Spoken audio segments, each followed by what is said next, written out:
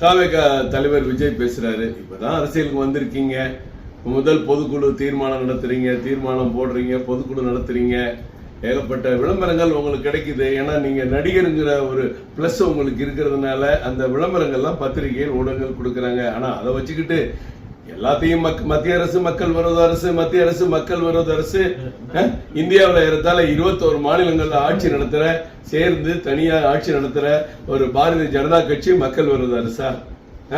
மத்தியில ஏறத்தாழ 3வது முறை வெற்றி பெற்று ஆட்சி அமைத்திருக்க பாரத பிரதமர் நரேந்திர மோடி நடத்துற ஆட்சி மக்கள் விரோத அரசா?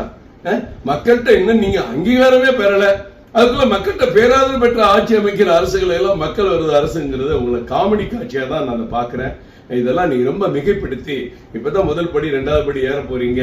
அதுக்குள்ள நான் டாப்ல இருக்கேன், எனக்கு இவங்க தான் போட்டி அவங்க தான் போட்டி நீங்களே மிகைப்படுத்துற தமிழக மக்கள் ஏற்றுக்கொள்ள மாட்டார்கள். கடுமையான தோல்வியை நீங்க சந்திக்க தான் போறீங்க. நீங்க கனவு காணாதீங்க. மக்கள் விரோத ஆட்சிங்கிறீங்க, மக்கள் விரோத ஆட்சியோட கூட இருந்து கடந்த 10 ஆண்டுகளா வேலை செஞ்சுக்கிட்டு இருக்க ஆதரவு அர்ஜுனெல்லாம் நீங்க கூட வச்சுக்கிட்டு இப்ப வேலை செய்யறீங்களே. அப்ப மக்கள் விரோத ஆட்சியோட இருந்த அந்த அரசுக்கு ஒத்துழைப்பு தந்த அவங்க வெற்றிக்கு உழைத்த ஆதரவு அர்ஜுனா உங்க கூட வச்சுக்கிட்டு நீங்க மக்கள் விரோத அரசுன்னு மத்தவங்களை சொல்றீங்களா? இது ரொம்ப எள்ளி நகையாடக்கூடிய செயல். ரொம்ப அதிகமான உங்களுடைய எண்ணம் சிந்தனை ரொம்ப உயரத்துல இருக்கலாம். கனவு காணுங்க, ஆனா கனவு 26ல நடக்காது. அதற்கு பிறகு நீங்க உங்க கனவை கைவிடுவீங்கிறது உறுதி. மக்கள் தீர்ப்பு கொடுப்பாங்க.